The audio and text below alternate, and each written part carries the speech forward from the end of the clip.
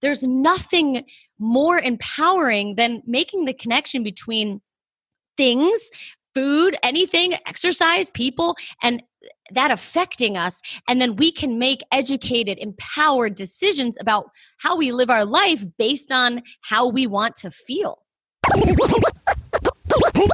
This is your Kick-Ass Life podcast, episode number 339 with guest Talia Pollock. This is the Your Kick-Ass Life podcast with Andrea Owen, a no BS guide to self-help and badassery.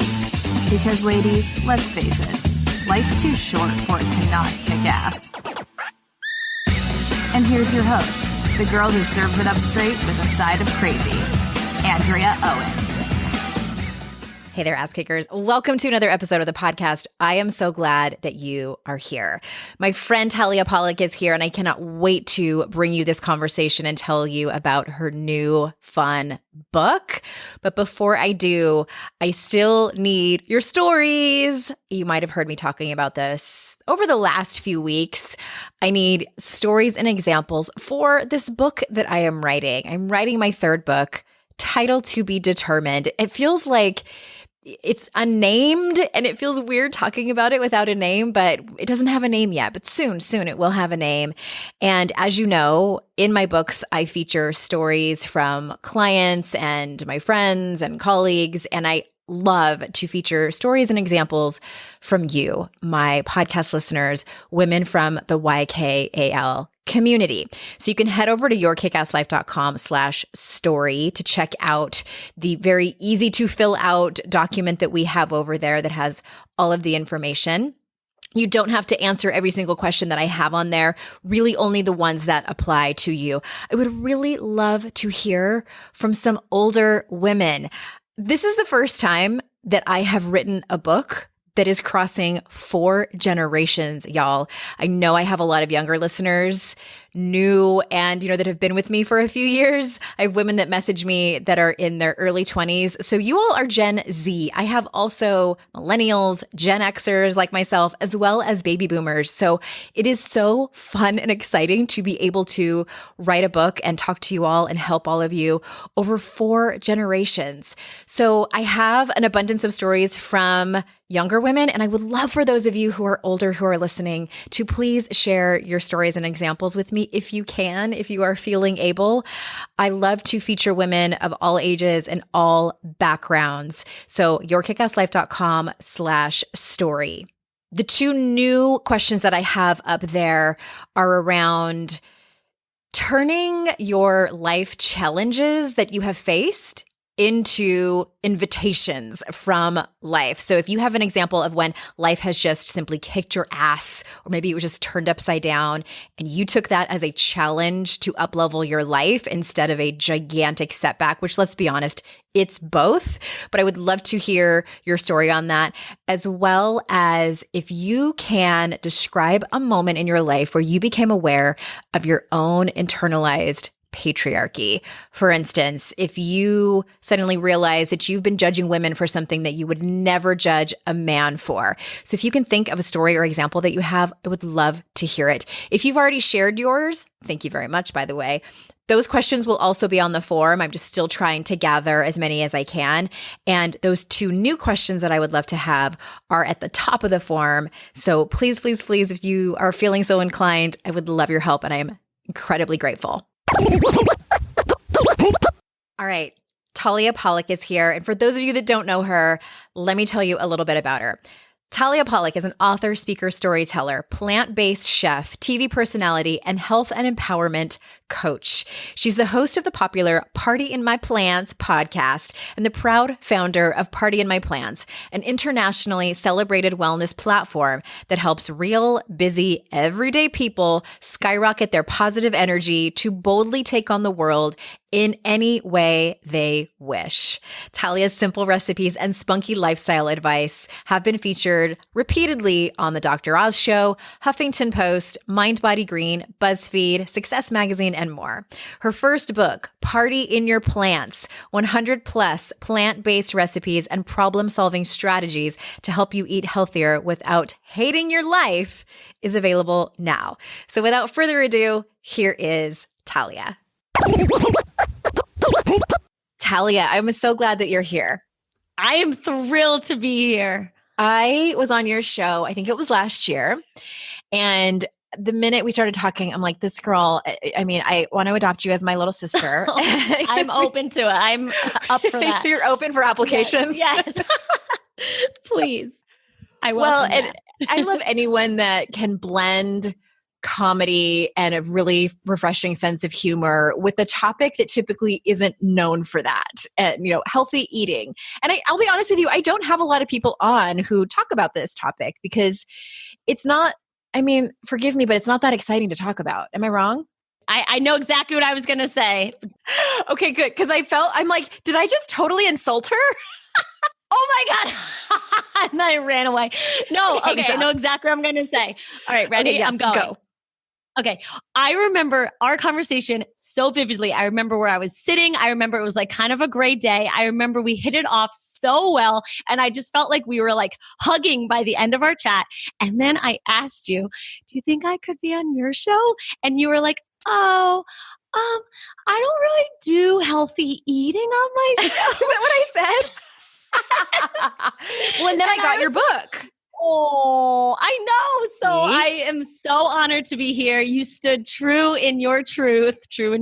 And this is great. Well, if I had people on who were just my friends and that were just entertaining, then I don't know if anybody would listen. They might, but I always want to bring things that my listeners are going to be expecting. And I don't want to have just somebody on who's going to say like, here are all the green smoothies that you need to eat. Because it's just not that.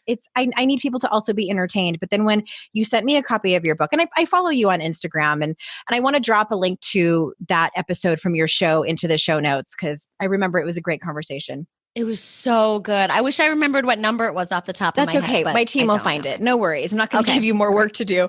But you were gracious enough to send me a copy of your book, and I open it up. And first of all, it's stunning just to look at the colors, the pictures, everything. And I've seen a lot of cookbooks in my life, and this isn't a cookbook. So I have like 100 questions I want to ask you. So don't start there. Start with what I was saying about you. Before we started recording, you were talking about healthy eating and how it sucks. So can you start there?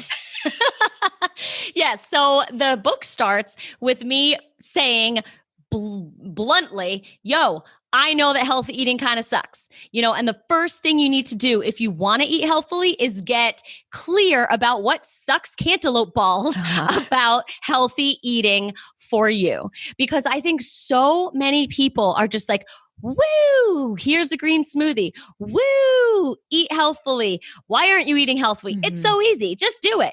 And that's not true. Like, from my own experience, yeah, it sucks. It can be socially isolating. It can be stressful. It can be expensive. It can be time consuming. It can be complicated and confusing and all the above. And so the book starts, it's like a hug. Here, I understand. I literally say, here's my empathy. Just take it. Mm-hmm. Please, and understand that it does suck. It's okay that it sucks, but let's figure out how to make it suck less for you so you actually do it so you can actually go live your best life. Okay. Well, I want to ask too, because I think that I might not be alone in this, is I assume that people like you who eat plant-based, either something really dramatic happened in their life, like they had a huge health scare and they had to, or more commonly, my belief is that they grew up on some kind of farm commune with hippie parents and like that's all they know, or they're Gwyneth Paltrow. Pick one. So what was your story? I choose option A. I felt like crap for most of my life for a long time. Like over 8 years, I struggled a lot with my health. It started with my gut. We couldn't figure out what was causing me to just feel sick all the time. We sought out multiple gastroenterologists, nutritionists, naturopathic doctors, dietitians, acupuncturists, hypnotherapists, everyone under the sun. And the most I could get was IBS. Yeah, you have IBS. Mm-hmm. And IBS is just like a life sentence. It's people saying, we've ruled out everything else. Here's something that means your stomach hurts. We don't know why. We don't know what to fix. We don't know what to give you, but like, bye. Yeah, we're out of ideas. Mm-hmm. That's it. And so it's a life sentence. So I was in college at the time.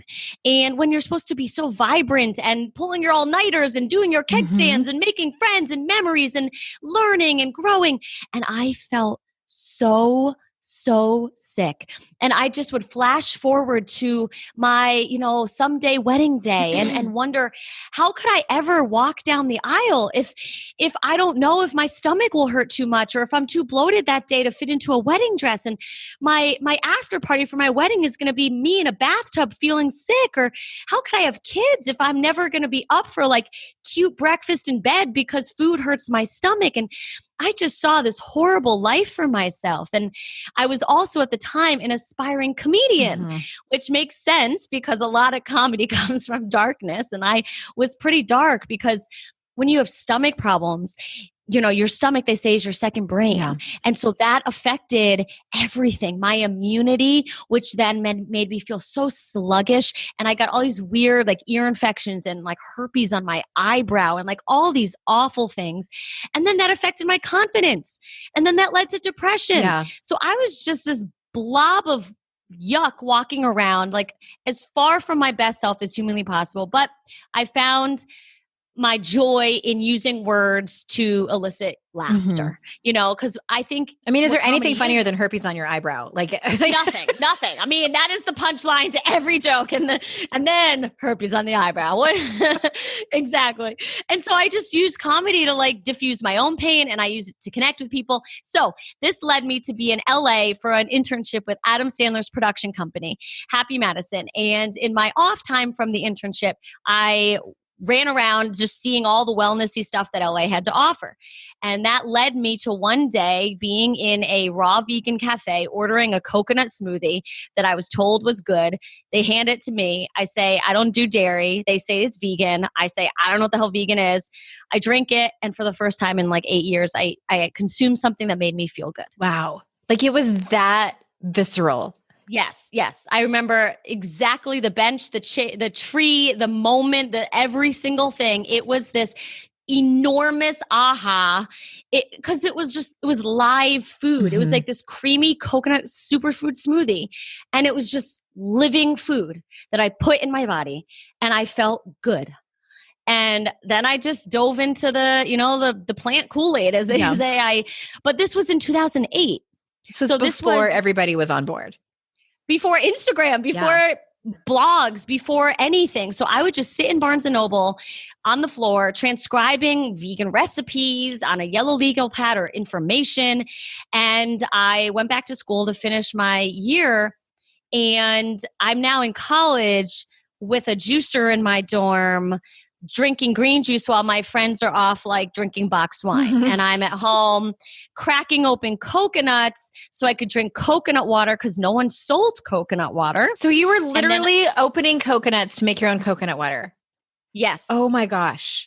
In college. And I just became a health nut hermit. I was so insecure about this. I didn't like parade around with pride. You weren't shunned like myself. Smug about it like some people are now. No, because it was weird and I felt so awful. And so I just hid away. I deactivated from my sorority. I started taking online classes from my on-campus apartment. I graduated with nobody. I had no one to sit with at graduation day because I prioritized my health over my happiness. And I'm like, this is ridiculous. You can't have one without the other. What's the point of health if you don't have happiness? Yeah. So that's why I created Party in My Plants, and my whole journey is about combining the two. Okay. Well, I want to sort of jump into the how, because I personally, like raising my hand over here, often swing on again, off again, because I think probably, and I don't know what your feelings are around this, but like I did a Whole30, mostly because my husband struggles with some arthritis in his joints and nothing's helped. And I was like, well, maybe let's do this thing and see if you might have inflammation because of the dairy and the other stuff. So I did it with him, and I didn't notice that much of a difference in my energy levels or really anything. And I've also heard that you might need longer than 30 days, especially if you've been eating the same way for 40 years. But all that to say, I have like an on again, off again relationship with healthy eating. So how do we make it less? I love that you like to say, take the hell out of healthy. Yes. So, okay, my philosophy is so simple. It is to eat more plants in a given day, lunch, dinner, week, year, lifetime. Eat more plants than you eat crap. Okay. And crap being chemical, refined, artificial, and processed food. And all the other things, the dairy, the grains, gluten, oils, nuts, all of that stuff, that's personal preference based on how your body feels and what your life is like. All I want to empower people to do is eat more plants. Mm-hmm. And this is not a vegan thing. It's not vegetarian. It's not paleo. It's nothing other than just eat more plants. And when you just adopt that mindset, there's no restriction. There's no willpower. There's no on the wagon, off the wagon. There's no wagon. There's nothing. It's just eating more plants. Okay. And so you talk about, because this is, the thing I think that many of us are interested in. And I have a wide range of listeners by their age group. I have some young women in their 20s. I have women, like middle-aged like me. I have women that are older and like, looking at their retirement years. And so energy is a factor, I think, for all of us. And so you talk a lot about that energy is the main benefit of eating plants. And why do you focus so much on that? I think I focus so much on that because I know what it's like to not have energy. All those years I was walking around sluggish. I mean, I still had these dreams in me. I still had big goals and huge aspirations and a real desire to live life to the fullest. And I was being held back by my health. Mm-hmm. I was being held back by my energy and my lack thereof. And once I started eating this way, it was like everything opened up. I was unstoppable. And once I made the connection, they say that food is like often a starting place for like more enlightenment, right? Mm-hmm. So once I realized that food affects how I feel, I made the connection that like just putting things in my body isn't like a willy-nilly thing. Like it affects how I feel and thus how I live. I started to understand that everything affects how I feel. And that means I get to choose how I feel based on what I do. So even beyond the food, our surroundings affect how we feel. Are the people in our life, like the whole body of work around Feng Shui is about our things Mm-hmm. affecting how we feel. And so I just think there's nothing more empowering than making the connection between things, food, anything, exercise, people, and that affecting us. And then we can make educated, empowered decisions about how we live our life based on how we want to feel. Mm-hmm. Mm-hmm. Okay. I love that. And the whole topic is truly intriguing to me because, and I know you talk about this in your book about how, what we put into our bodies becomes the decisions that we make, the thoughts that we have. I'm not quoting you. I'm sort of just putting it into my own words, but you talk about and say that your work is intended to help people thrive, not just inside the kitchen, but outside of the kitchen. And, as you know, we all, the people that listen to this show are all about just making their lives better. So can you elaborate on that? Yes. So, okay, a lot of people think because I have this book with recipes and I went to culinary school that I love cooking. No. No. No. No, N-O-N-O-N-O. It is not some meditative, artistic, blissful experience for me to get in the kitchen. Mm-hmm. And I hadn't really talked a lot about this until this book came out. And I just felt like I needed to be completely honest with everyone. And it was really a learning experience for me because I was living in New York City and I found myself just not wanting to cook that much anymore. And I was blaming the fact that there was so much food so easily accessible for me in the city. And, our apartment's small and blah, blah. I had all these excuses. But then we moved here to a house Mm-hmm. with an enormous kitchen. And I still didn't want to spend my life in the kitchen. And it really hit me that I view food as a tool for going out into the world and slaying it, going out into our lives and being the best mom, daughter, sister, business owner, writer, athlete, whatever that we want to be, I don't think that our life should be being in the kitchen. Mhm. I think we get in the kitchen, make our tool, go out in the world and rock it. That's what I believe it should be. And in the beginning for me, I had to spend a lot of time in the kitchen because there wasn't even the option to buy coconut water, right? I had to make my own almond milk. I had to do every single thing. But now that it's so much easier and more accessible to get the healthy food, I'm all about spending as little time in the kitchen as possible and as more time out living with the energy that you get. Yeah.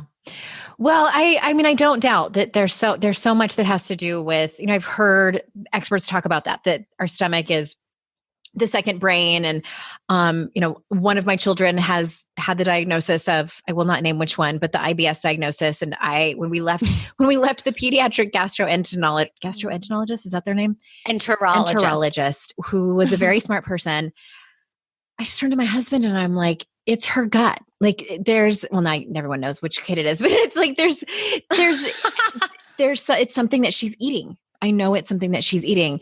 And it's just also fascinating. And even my other kid, when he was little, he had what the pediatrician called toddler diarrhea. And I saw a naturopath. I mean, it was like 7 years later. And I said, well, I told this naturopath, well, he has toddler diarrhea. And she started laughing and she's like, there's no such thing. That's what doctors say when they don't know what's wrong. So it's like toddler IBS, I guess, is what he was calling it. Yeah. And it turns out he had a gluten intolerance, but we had him tested for celiac, which came back negative. But then when we took him off of gluten, everything changed. We're like, huh. Wow. So I believe you. All I have to say is I totally believe you. And sort of switching gears, I'm curious, feel free to get philosophical or woo-woo with us for a minute. Like, besides the feeling better and the energy, what else have you learned from this entire journey? Oh, so much. Well, one of the hugest things that I learned is that it's actually not just about the food. Okay. Say more about that. It's not about the food. It's because what happened was I ate the food. I got healthy. I felt amazing. And then, as I told you, I started to withdraw from society. That made me lonely. That made me depressed. That made me anxious. And guess what? The planty food started upsetting my stomach again. Huh. And that's when I realized that it's not just the plants. You can't eat Brussels with a bitch face, as I say. You can't white knuckle kale. You have to season your salads with your smiles, not with your tears, because that stress is worse for you than pesticides. No ifs, ands, or buts. The stress is the worst thing. And so if people are running around trying to eat healthier and I gotta make my healthy food, that tense energy is actually going to negate the effects of that healthy food. And so that's why I try to bring levity to this, make it joyful, because it's really a stress management discussion as well. You have to be chill about this because that stress is worse for you. That's one thing. And I'll say one other thing about bigger picture is that I realized through this work and through writing this book and through coaching people for 7 years that a lot of what I'm doing is emboldening people. Yeah. It's giving them confidence because the world doesn't really need more recipes, I love how you lowered your voice. I know. I was just thinking about that. Don't tell my publisher this, but it's true. It's not a shortage of recipes that is making it hard for people to eat healthfully. It's a scarcity of confidence, a lack of courage to order the cucumber slices instead of the chips at the Mexican restaurant, or to show up to the potluck with your healthy brownies instead of, just relying on their brownies, or bringing a kombucha as your mixer to a tailgate rather than just drinking beer, whatever. It's that confidence that really is the missing piece for executing a healthy lifestyle. Well, I would love for you to say more about that because you say that you've become obsessed with boldness and how that ties into eating plants. And I know you talked a little bit about it, but I would love for you to feel free to take the stage, get up on your soapbox about it because I love talking about boldness. Yeah. Well, that's what I realized was really what this book and what my life has been about. Because once it became clear that my purpose and joy and passion wasn't actually like chopping onions and ramps and sauteing stuff, like I realized that what I'm really doing here is executing this tool so I could go out in my life with more boldness and confidence. So in a way, it's this like figure eight kind of thing where like one feeds the other. So I believe that we need that boldness to make the bold choice to show up for ourselves and prioritize ourselves when it's uncomfortable, right? We have to choose ourselves, like in those examples I just gave, ordering cucumbers instead of tortilla chips, like that takes boldness. Like every time like a few weeks or before the pandemic, like I was at a speaking conference with a bunch of other aspiring, motivational speakers. And we went out to a Mexican restaurant. And first I ordered my margarita and I said, can you not make it with like a lot of sugar? And I, requested my special margarita. And then I ordered with the guac, I said, can I also have a side of soft corn tortillas and vegetables? And everyone looked at me like, whoa, like you really know what you're doing at a restaurant. And these are all speakers who are used to being on stage and using their voice to like, empower an audience. And they looked at me like, damn, like you've got a lot of guts, like really asking for what you want. I know that look well. Yeah. Except I'm not ordering vegetables. It's other reasons, but go ahead. Well, if you apply that to food, that's really what people have been needing from me all these years. That's what this book is. It's a boldness empowerment tool. And then the other side of this is once you have the energy that you get from eating the plants and feeling well and having less health issues and much more energy, then you get to go out into your life and be more bold.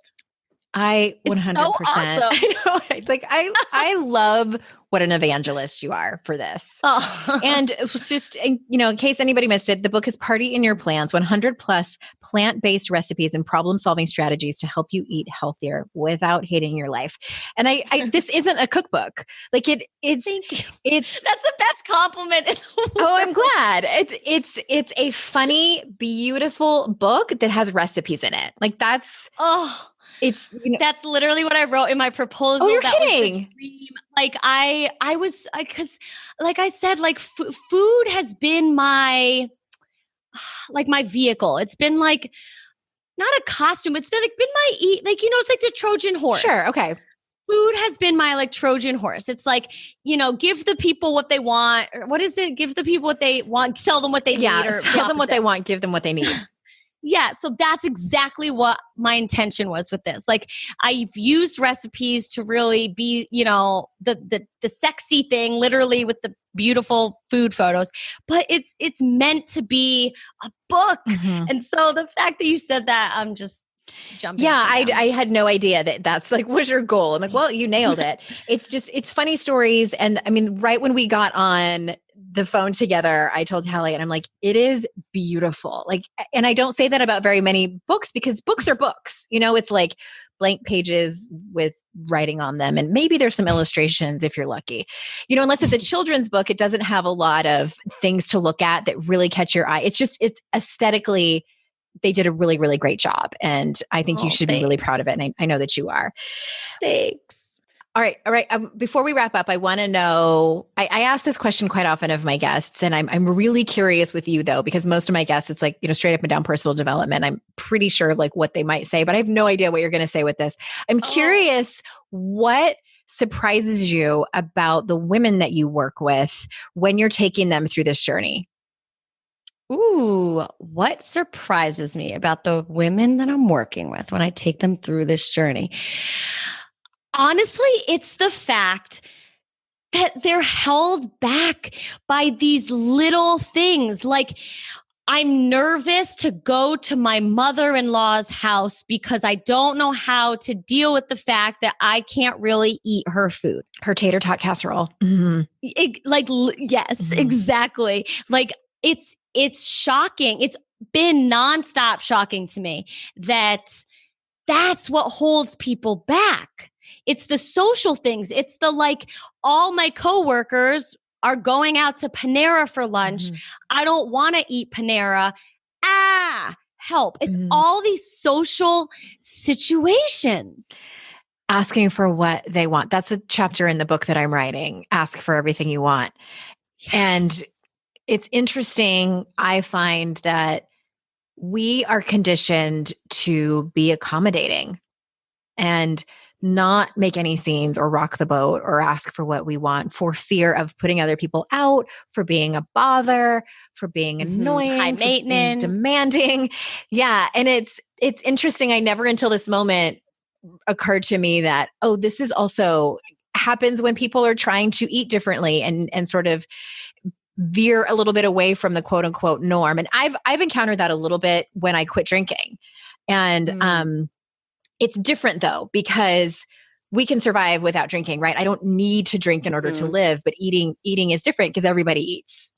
Yeah. I mean, since the day I opened the doors to partyinmyplants.com in 2013, I've been collecting. When you sign up for my newsletter, I prompt you to write back to me with your number one struggle.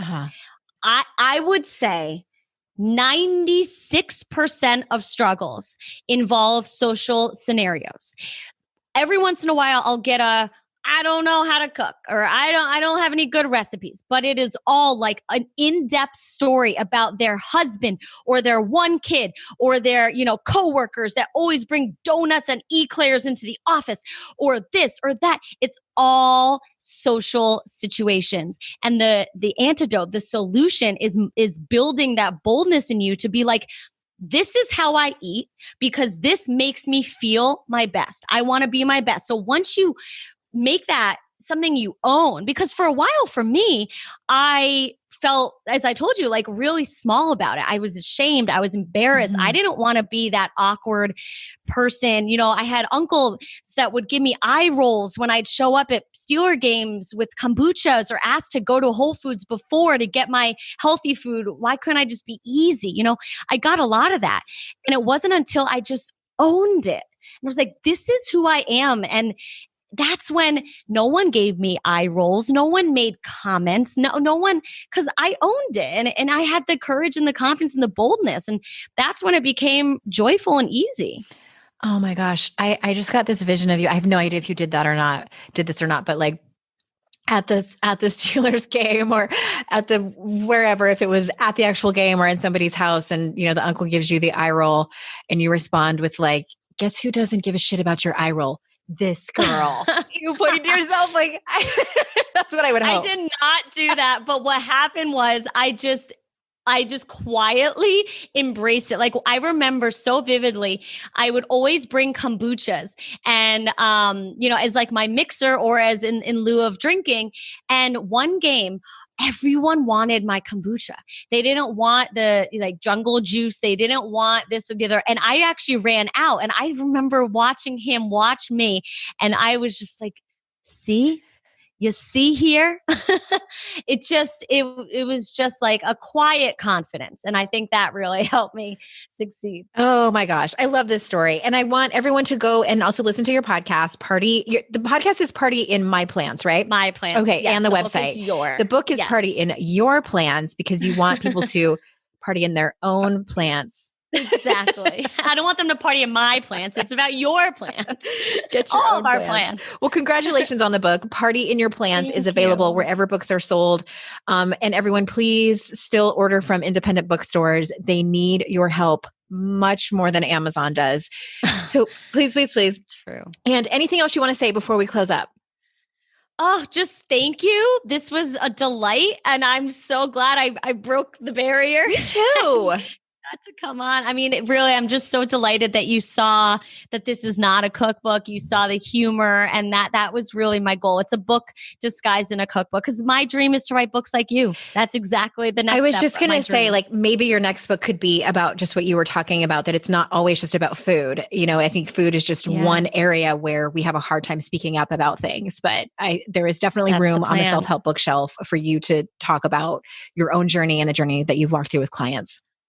Thanks. Yeah, everyone, thank you so much for your time. You know how grateful I am that you choose to spend it with me and my guests. I value you so much as listeners. And until next time, everyone, I will see you all out in cyberspace. Bye-bye.